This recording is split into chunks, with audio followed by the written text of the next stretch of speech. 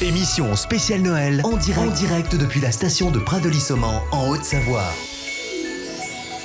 De retour dans nos studios, merci de nous rester fidèles. Nous avons parlé tout à l'heure ski, initiation également aux premières pratiques de glisse avec Pierre-André Contat, directeur de l'école de ski de Pradely. Et puis Grégory qui nous rejoint justement. On va rester un peu sur cette même veine avec la chronique du jour. Un jour béni, on va parler sport bien sûr, on ne peut pas oublier donc cette grande star de la discipline qui est Martin Fourcade, puisqu'on va donc sur les traces du biathlon.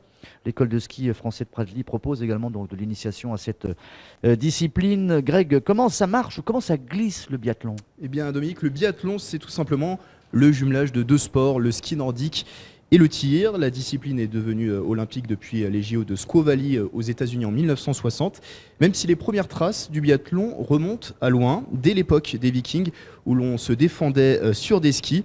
La première course homologuée s'est tenue elle, à la fin du XVIIIe siècle en Scandinavie. Alliance de deux sports donc, et forcément une difficulté, rester lucide dans le tir après l'effort sur les skis.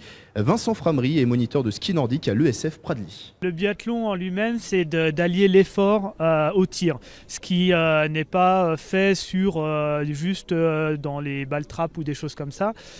Nous, on allie l'effort donc en ski ou même en course à pied si on veut, si les gens ont des difficultés en ski. C'est pour voir comment les gens se comportent après un effort de tirer sur des cibles. Alors certes, discipline, des skis, bâton, mais l'outil essentiel, si je puis dire, c'est le fusil ou la carabine. Et c'est un objet que le biathlète bichonne depuis 1978. On utilise en compétition officielle une carabine 22 long rifle. Le règlement fixe son poids à un minimum de 3,5 kg et à un maximum de 6 kg. Le fusil se compose de plusieurs pièces, notamment la crosse en bois ou en matériaux composites, le canon ou encore des clapets qui sont utiles en cas d'intempérie pour la visée. Au Pradely, les personnes qui s'initient au biathlon manie une carabine similaire mais toutefois différente. On a une partie, donc la crosse. En fait, c'est une carabine à air comprimé. On utilise des plombs. On n'utilise pas des vraies balles comme on peut l'avoir sur le vrai biathlon. C'est une carabine qui a les mêmes choses que chez les pros pratiquement, c'est-à-dire qu'on a quand même un petit chargeur de 5 coups où là on va recharger avec la petite culasse qui est là. Et on recharge systématiquement à chaque fois. Et on a 5 coups qui se délivrent sur une cible qui est en face, qui est à peu près à 10 mètres, et où on doit tirer le plus précisément possible. Alors selon plusieurs témoignages, notamment on en a eu tout à l'heure avec un spécialiste, c'est encore confidentiel comme pratique le biathlon, mais depuis quelques années, depuis 20 ans, ça évolue un peu. Effectivement, Dominique, le sport est de plus en plus médiatisé. La chaîne L'Équipe sur la TNT s'est d'ailleurs adjugée en novembre 2015 les droits de diffusion de la discipline, et ce jusqu'en 2018. On peut dire également merci à nos Français. Lors des derniers mondiaux à Oslo en Norvège, ils ont glané 6 titres, 11 médailles et une première place au classement des nations. Autant dire qu'ils seront attendus lors du prochain championnat du monde à Hochfilzen en Autriche. Et le biathlon, c'est surtout des figures de proue. Raphaël Poiré dans les années 2000. Et vous l'avez évoqué également dans le lancement, Dominique, Martin Fourcade qui survole sa catégorie depuis longtemps. Et les performances du natif des Pyrénées ont beaucoup de succès auprès du grand public. Vincent Framery. Le biathlon a pris de l'ampleur grâce à la télévision, bien sûr, au monde sportif, notamment avec les résultats des Français. Et c'est vrai que les gens ont tendance à s'y mettre un petit peu plus, à vouloir, sont curieux de voir un petit peu ce que ça donne en vrai.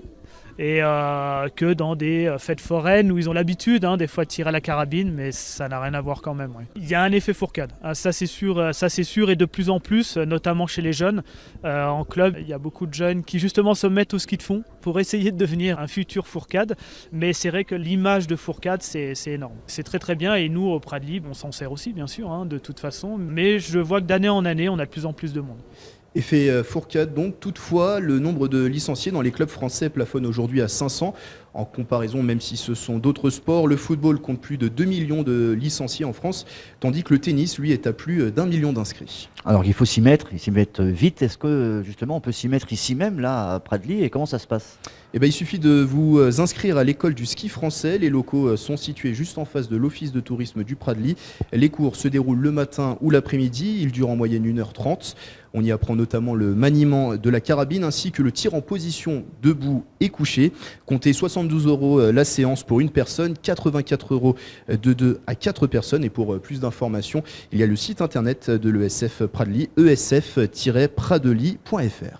Grégory, merci. On se retrouve dans quelques instants. Une petite pause musicale. À tout de suite.